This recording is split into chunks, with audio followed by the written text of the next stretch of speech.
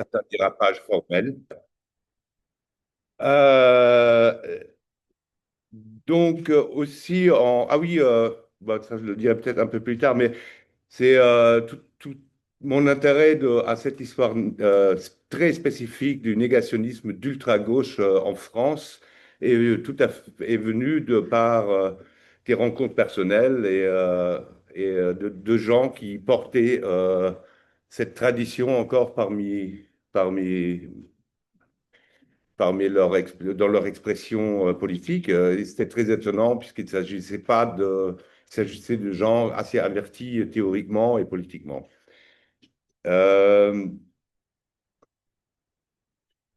c'est une expérience qui a duré quelques années en France, voilà, qui est très particulière, mais je pense quand même qu'elle a laissé ses traces et qu'elle a continué à opérer dans la gauche jusqu'à à l'antisionisme actuel qu'on voit partout. Donc, il faut un peu prendre en compte l'antisémitisme dans l'analyse critique. Et quand on le fait, évidemment, et ça a été très fortement tout à l'heure rappelé par les camarades de l'ASQF, ça a des conséquences, qu'on soit même juif ou d'origine juive ou juste touché par la question. C'est-à-dire, ça a des conséquences de mise au banc, de harcèlement, jusqu'à des sortes de validisme psychiatrique.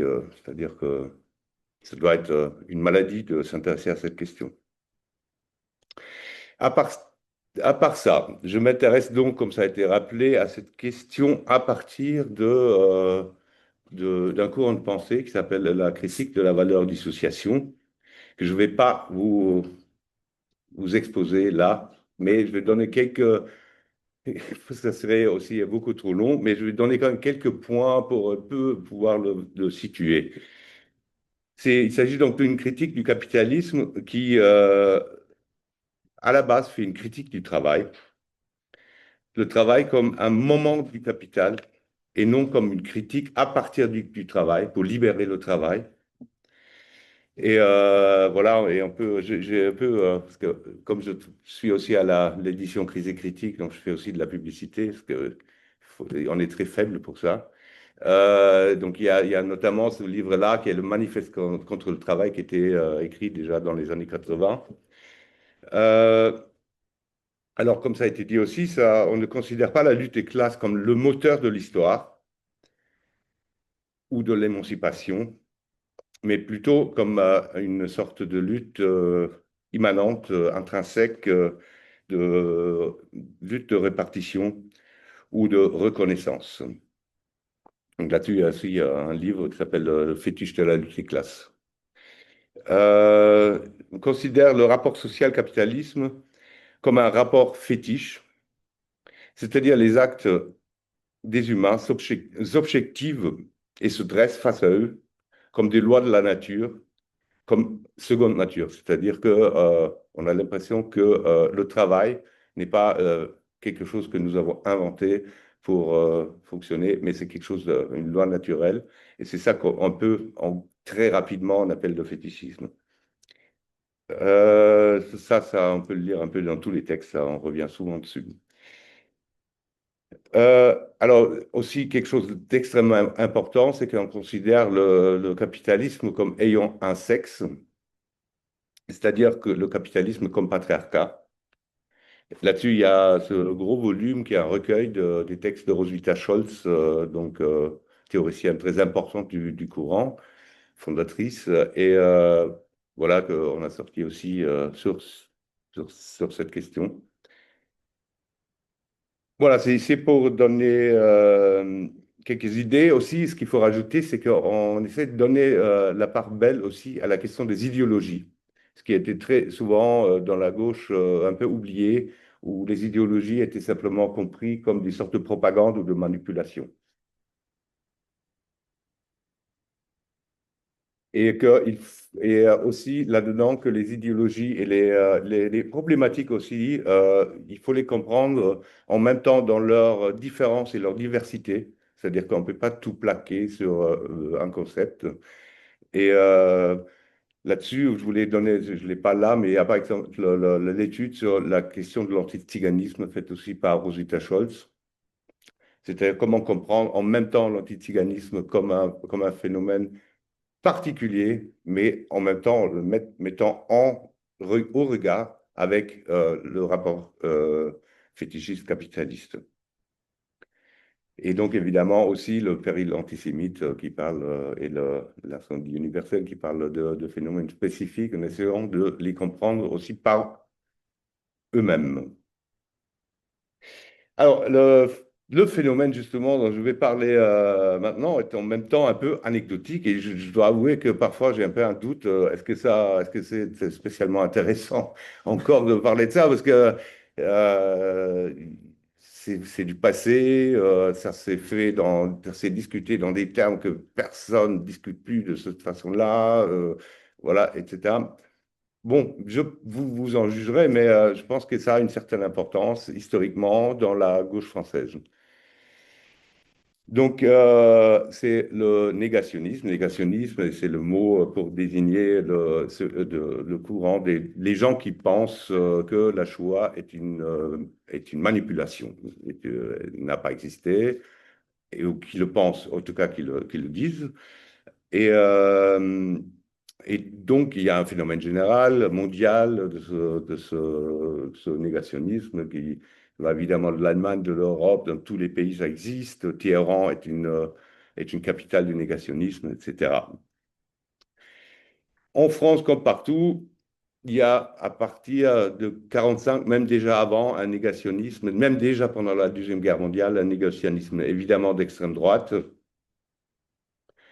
Euh, Il y a quelqu'un qui s'appelle Maurice Bardèche, qui était le beau-frère, les meilleurs amis de Robert Brasillac, un nazi notoire français, qui publie entre 48 et 50 deux livres intitulés Nuremberg ou la Terre promise, et le deuxième Nuremberg 2 ou les faux monnayeurs. Je trouve que les titres sont extrêmement parlants déjà dans leur façon d'interpréter la chose.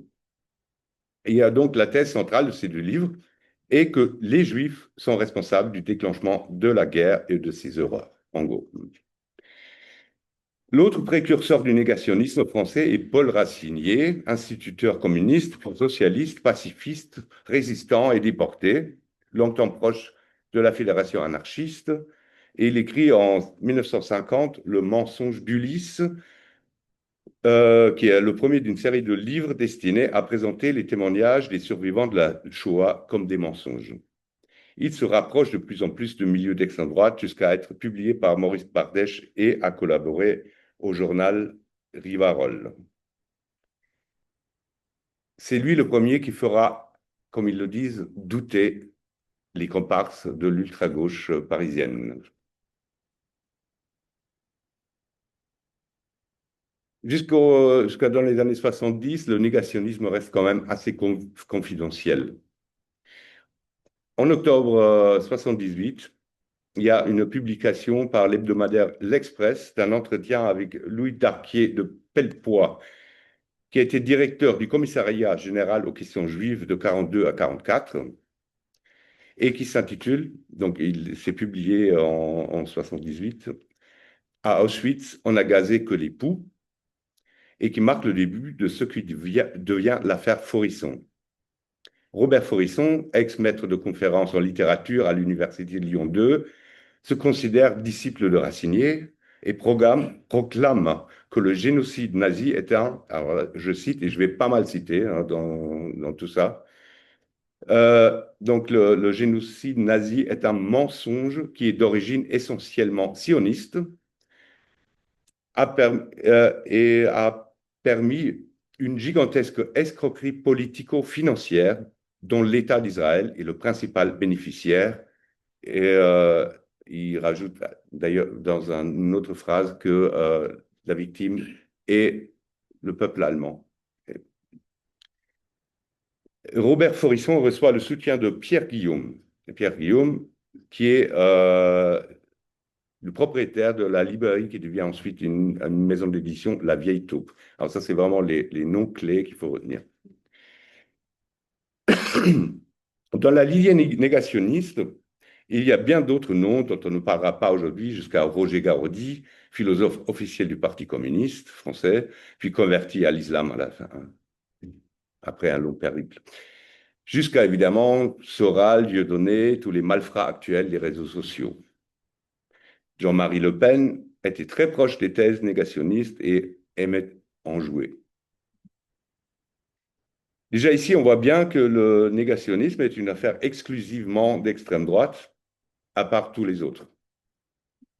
Bien sûr. On voit aussi qu'il a été dès le départ fondamentalement antisioniste, à droite et à gauche. Ça a toujours été le thème central de la question d'Israël, la question du sionisme, ou fondamental en tout cas.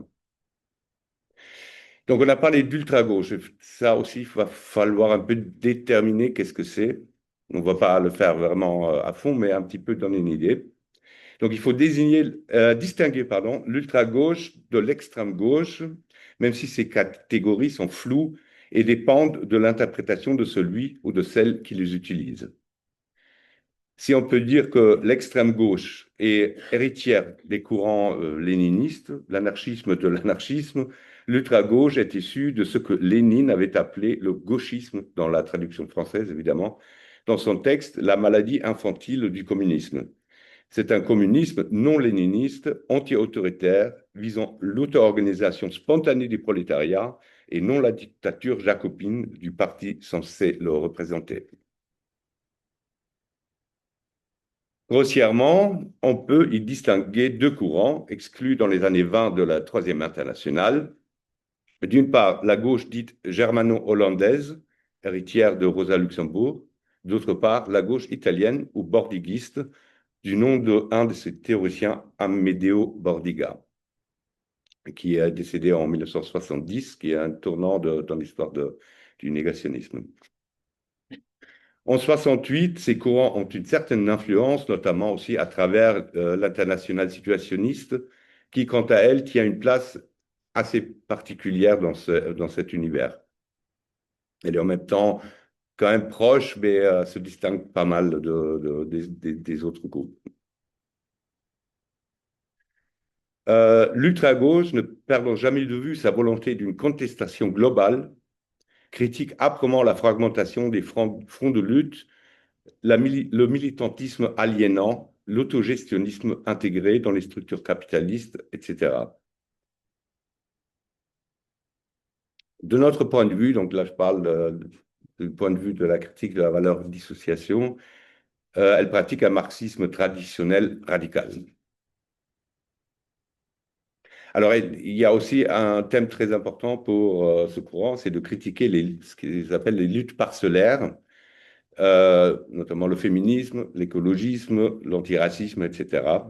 Et ce, de façon hautaine et, pourrait-on dire, masculine ou masculiniste. Donc, on va passer à un peu ce qui prépare le négationnisme d'ultra-gauche. C'est un texte qui a fait date et qui est sorti du courant bordiguiste qui s'appelle Auschwitz et le grand alibi. Alors déjà, je trouve que ce qui est toujours fantastique avec ces gens-là, c'est que dans le titre, il y a le programme déjà. On comprend qu'est-ce qu'ils veulent dire. Euh, alors, il sort, c'est un texte qui est rédigé en français et sort en 1960. C'est voilà, c'est ça, laisse tomber. Alors, c'est un texte qui ne... Il y a des détails, des fois, on se dit pourquoi je les ai mis. Alors, ce texte ne nie pas l'extermination à proprement parler, mais il va en donner une explication très particulière. Alors, ça commence surtout, et ça c'est vraiment central, par une critique de l'antifascisme. L'antifascisme y est dénoncé comme le pire produit du fascisme lui-même, puisqu'il fait croire à une alliance du prolétariat avec les libéraux et il trahit donc la révolution. Les auteurs ou l'auteur, on ne sait jamais, s'y borne à une analyse hypermatérialiste, classiste, en dénonçant l'idéalisme des antifascistes qui, comme les fascistes eux-mêmes, proclameraient, je cite, que ce sont les pensées, les idées, les volontés des groupes humains qui déterminent les phénomènes sociaux. Pour nos marxistes radicaux, ce sont au contraire les rapports sociaux de classe qui déterminent les idéologies dans la vieille idée base superstructure. Même si chez eux, ils dénoncent la question de la volonté, etc. Mais ça va revenir quand même, notamment dans les formes de négationnisme, etc., vu qu'il y a une volonté de manipuler, etc., etc. Donc la volonté joue un rôle un peu caché chez eux quand même. Alors pour Auschwitz ou le Grand Alibi, quel était alors le but de la guerre? Oula, le temps il passe hyper vite, donc je vais accélérer. Euh, alors, le but, bon, on va passer de ça. Pourquoi les Juifs ont été touchés par la répression, disons, et l'extermination qu'ils nient pas? Est-ce que c'était le racisme, l'antisémitisme? Mais non, ça c'est de la poudre aux yeux. Ce n'est pas par antisémitisme ou parce que les Juifs ont été exterminés, mais à cause de leur place dans la société. C'est aussi un vieux thème hein, qu'on retrouve toujours. Donc, en gros, là, je vais résumer. Ils disent les Juifs font partie de la classe moyenne. La classe moyenne est trop importante. Il y a la crise. La crise ne peut plus supporter une classe moyenne aussi grande. Donc, il va falloir en sortir des champs de cette classe moyenne. Donc, ils inventent l'antisémitisme pour ça et veulent les, euh, les, les déporter, les mettre dehors, en dehors des frontières, etc., Judenhaus et tout ça. Et donc, et par force, et puis c'est la guerre, et puis c'est la nécessité matérielle de la guerre qui mène jusqu'à l'extermination. C'est un peu ça que je résume ici. Et évidemment, après la guerre, les Juifs en profitent pour créer un État alors que la pauvre Allemagne est coupée en deux. Effectivement, ils écrivent comme ça, hein. C'est parfois tellement étonnant qu'il faut le redire. Voilà, et puis évidemment, les vainqueurs de la guerre profitent de tout ça pour faire la propagande de la démocratie, parce qu'ils disent, voilà, regardez comment c'était horrible. Donc, ce texte fondateur ne nie pas la Shoah, mais l'explique de manière tellement mécanique, mécaniste, alors notamment l'idéologie, notamment la question de l'antisémitisme n'existe plus. Donc il y a la librairie de la Vieille Taupe dont on a parlé, qui se retrouve après 68, complètement scissionnée et disloquée. Et donc Pierre Guillaume et ses copains, donc c'est surtout des copains, euh, sont un peu à la recherche du truc qui pourrait les faire revenir à l'avant de la scène. Et, euh, et donc, ils tombent notamment sur ce texte Auschwitz et le Grand Alibi qu'ils vont republier, ils vont lire Racinier. euh, Après, il y a Forisson qui arrive, alors là, ils adorent ça. Ils aiment beaucoup Forisson parce que lui, il argumente de façon très technique comment c'est impossible qu'on ait pu exterminer des gens, etc., etc. On ne va pas revenir là-dessus, c'est des discussions euh, inintéressantes.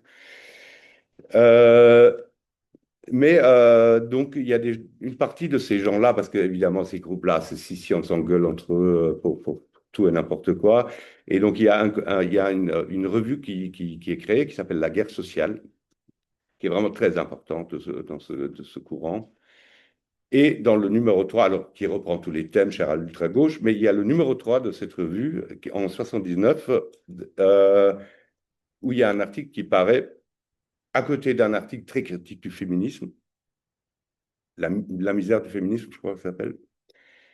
Celui-là, il s'appelle, alors encore une fois, un titre très explicite, de l'exploitation dans les camps à l'exploitation des camps.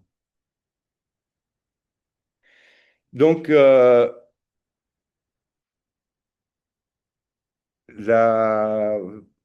le, là, ça devient vraiment un véritable texte négationniste qui nie l'existence de l'extermination de la Shoah, etc. Une citation, la mise en avant, c'est moi qui souligne, des crimes nazis a pour première fonction de justifier, je souligne, la Seconde Guerre mondiale et plus généralement la défense de la démocratie contre le fascisme.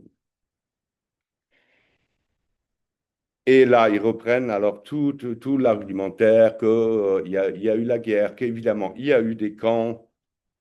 Ils vont pas nier le fait des camps, ils vont dire c'est typique, c'est un truc classique dans les sociétés capitalistes, les camps, la déportation, tout ça, ça a évidemment existé, tout le monde l'a fait. Il n'y a rien de spécifique, c'est typiquement capitaliste.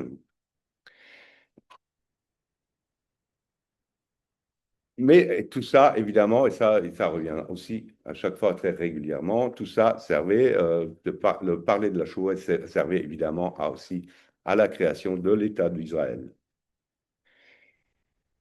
Donc, normalité capitaliste,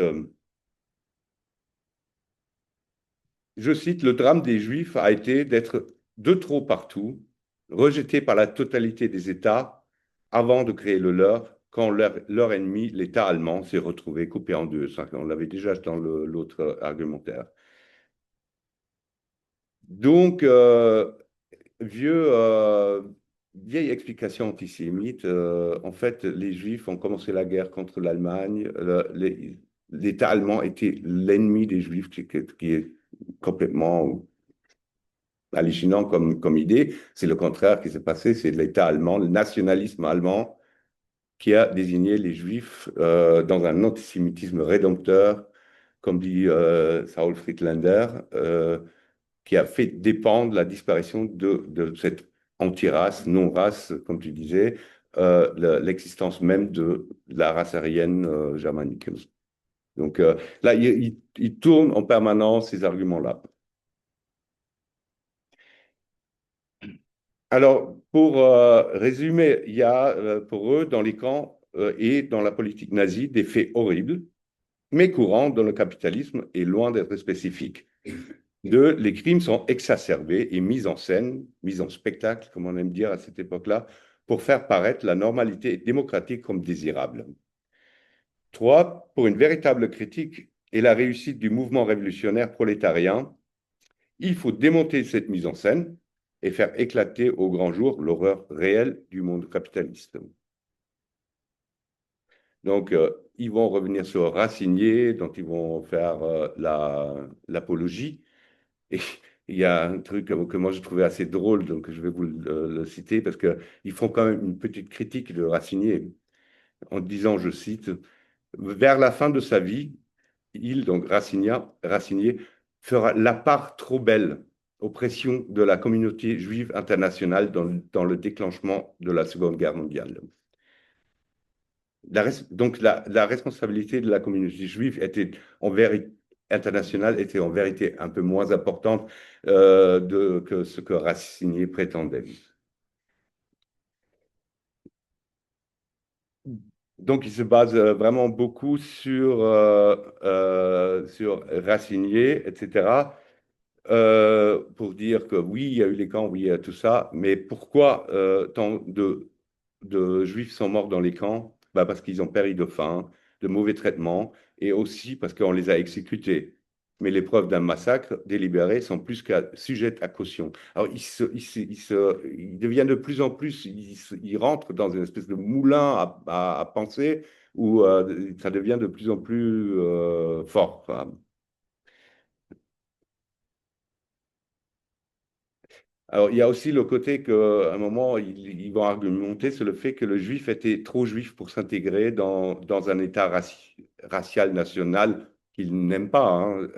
Et ils étaient ceux qui faisaient le surnombre de la classe moyenne devenue obsolète. Donc là, ils reviennent sur l'argumentaire euh, mécaniste ou économiciste de la chose. Et donc, on peut résumer ça dans leur analyse, les Juifs étaient trop et trop juifs. Le but des nazis aurait été de les faire émigrer pour cause de nécessité économique et comme conséquence de la crise. Et finalement, s'il y a eu tant de morts, comme ils disent, c'est à cause de la guerre au finish des Alliés.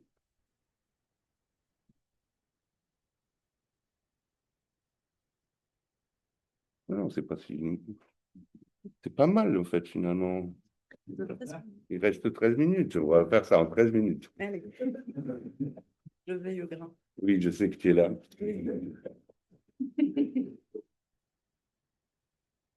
Alors, il y a aussi tout l'argumentaire qui revient, aujourd'hui, on a entendu 1000 millions de fois, mais qui déjà là est présent, que les nazis auraient eu une certaine admiration pour les sionistes parce que c'était des nationalistes.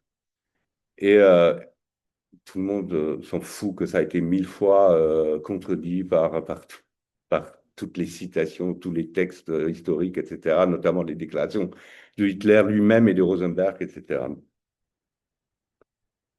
Alors, le racisme en général est expliqué dans une logique, par une logique bien instrumentale et sans oublier de renverser les causes. Donc là, je fais encore une citation. Mais le racisme a aussi sa cause dans l'être social du groupe qui en est victime, qui en est la victime. Et il existe une correspondance courante entre une identité ethnique et une fonction sociale. Ça, c'est des choses qu'on entend aujourd'hui, qu'on entend aussi par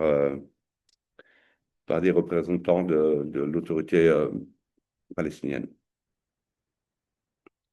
Donc les camps, tous les États en ont dressé, les Juifs, un surnombre de la classe moyenne, le racisme, de la division des luttes, l'antisémitisme, une justification du capitalisme et de l'État d'Israël, et l'extermination, citation, les chambres à gaz, toujours mis entre guillemets. Donc, comme tout un chacun, nous tenions pour un fait établi l'utilisation des chambres à gaz en vue d'un massacre aux proportions industrielles.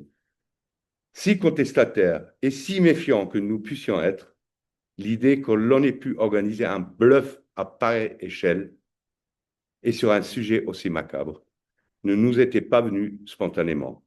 Pourtant, à la relecture de Racinier, nous avons été fortement ébranlés. Donc, il y a encore une fois tout l'étalage des arguments techniques, etc., qui sont vraiment pas intéressantes.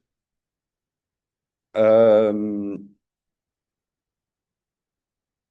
il y a quand même une situation encore que je voulais vous donner parce que c'est intéressant aussi de les entendre dans leur formulation. Donc, la rumeur des chambres à gaz se développe à l'intérieur des camps de concentration.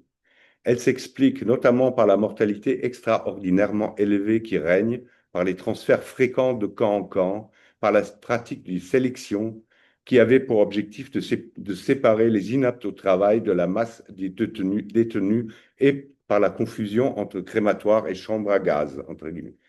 Des témoignages de détenus montrent que, croyant être gazés parce que l'on avait changé de lieu des douches ou parce qu'ils étaient contraints d'aller à l'infirmerie, il n'en était finalement rien. À quoi s'oppose évidemment l'argument choc, vous appelez ça un argument choc, que ceux qui auraient effectivement été gazés ne sont plus là pour le raconter. Cette rumeur a été systématisée après la guerre, notamment parce qu'elle permettait aux membres de la Haarführung, c'est le mot des capots par Racinier, de se disculper et d'occulter son rôle. Bon, voilà, je pense que ça suffit des citations. Donc pour eux, la crise de 29 a produit quasiment mécaniquement le nazisme, mais comme la crise n'a pas produit partout la Shoah, cette dernière doit être un mensonge, une mystification et une justification du rapport capitaliste normal fabriqué par les vainqueurs.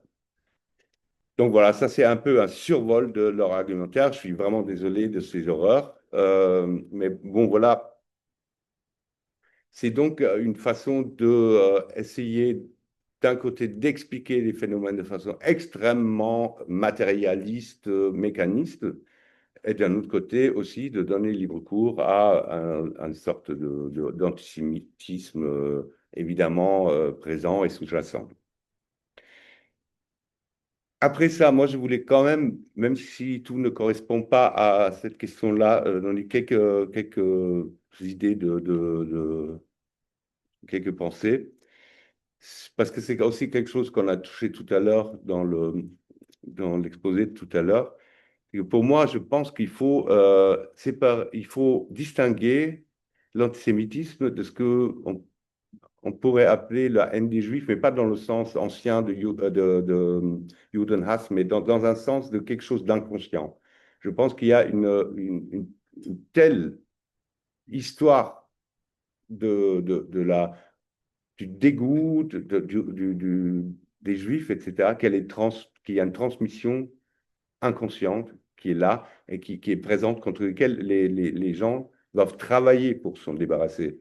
On n'est pas naturellement ne pas antisémite, je pense. Et bon, ça, c'est un constat un peu grave, mais je pense qu'il faut le dire. Et donc, l'antisémitisme, pour moi, est une activité idéologique, c'est-à-dire là c'est la conscience qui va travailler, qui va faire ce qu'ils ont fait eux là. Ils ont travaillé à partir de leur haine des Juifs qui est là, mais ils l'ont travaillé, ils ont transformé ça dans un travail idéologique. Je voulais donner aussi une idée sur ce que nous, on appelle l'anticapitalisme tronqué, qui est un peu un équivalent, pas tout à fait, mais à ce qu'on va appeler l'antisémitisme structurel. C'est-à-dire que en fait, un anticapitalisme tronqué est un antisémitisme par ressentiment. C'est-à-dire que on est contre l'exploitation parce que on est contre les méchants qui nous gouvernent, on est contre les 1%, etc. Et donc, on va ouvrir un front, finalement, pour le dire simplement, des bons contre les méchants, ceux d'en bas contre ceux d'en haut, ou alors des Ariens contre les Juifs ou des pauvres gens contre les banquiers, etc. Donc ça, c'est toute une pensée où on peut développer même toute une théorie de la société sans parler une seule fois des Juifs. Et pourtant, et c'est ça ce qu'on va appeler l'antisémitisme structurel, c'est-à-dire une pensée qui structurellement est antisémite, même si elle n'a même plus besoin de le nommer. Par rapport au négationnisme, je pense qu'aujourd'hui, il y a bien sûr, on trouve partout encore des gens qui vont faire du négationnisme sur Internet, on trouve tout, etc. Mais on peut quand même aussi observer que aujourd'hui, c'est beaucoup plus important de minimiser la Shoah que de la nier. J'ai plus besoin de la nier. Et c'est assez terrible, parce que finalement, il y a une espèce de réflexe moral encore chez les négationnistes qui disent ça ne peut pas avoir eu lieu vu que c'est trop horrible. Alors que quand on minimise, on dit non, c'est horrible, mais c'est horrible comme tout le reste, etc. C'est une normalité finalement. Et alors, ce qu'il y a chez eux aussi d'important, c'est donc ils ont une idée très, très moniste de ce que c'est le capitalisme, et tous les phénomènes sont déclinés, et donc on va avoir besoin d'une explication de tout à partir d'un centre, et rien ne doit dépasser. Et je pense qu'aujourd'hui, ça revient, hein, parce que dans d'autres pays, déjà, ça revient. Là, la contradiction principale, on a appelé ça dans le marxisme, ça revient. Mais il y a aussi une autre contradiction principale aujourd'hui, c'est la lutte des races ou l'explication de tout par le colonialisme, la colonialité, etc., où on fait dériver aussi tous les phénomènes de ça. Finalement, l'antiségalisme est un racisme colonial qui est compliqué quand même à tenir.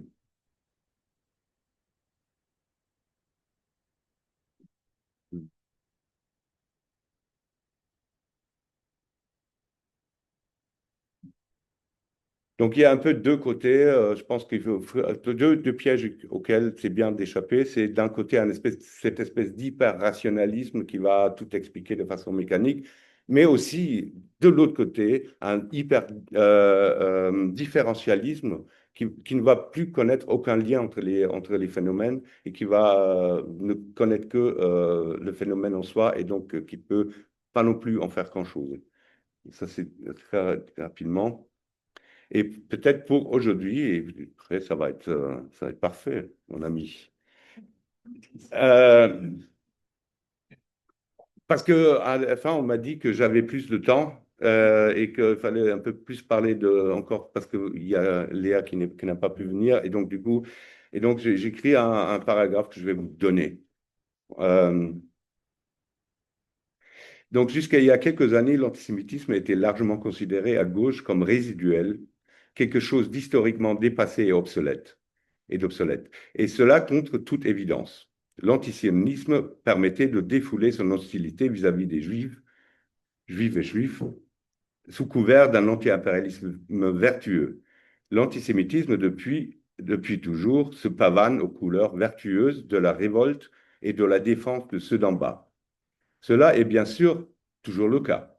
Mais depuis qu'à gauche, principalement à l'initiative de juifs et de juifs de gauche, le sujet a été mis au jour au biceps, on assiste à une défense scandalisée allant du je suis de gauche, je ne peux pas être antisémite, en passant par je suis contre la discrimination de toutes les religions sikhes, au fameux on ne peut plus rien dire contre Israël, et puis les trucs aussi de trop de Shoah, tue la Shoah, etc., etc.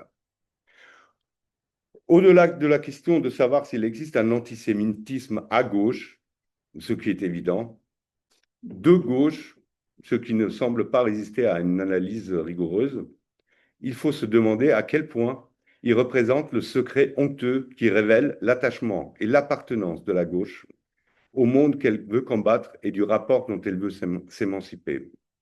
Alors que nous pensions avoir fait un plus ou moins grand pas depuis la création d'organisations comme le RAR, Golem, maintenant il y a la boussole antiraciste et puis aussi des organisations un peu plus anciennes comme les JGR, etc.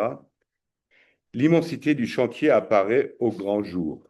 Depuis le 7 octobre, un antisémitisme décomplexé sévit dans la société, sur les réseaux sociaux et à gauche, réapparaissent chargés d'une vigueur nouvelle, les fétiches du peuple opprimé, de l'indigénat de souche, de l'authenticité et de la lutte comme espèce de fétiche, non comme triste nécessité, mais comme coquille vide et enthousiasmante des révolutionnaires sans qualité.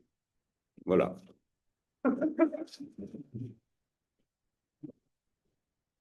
Merci.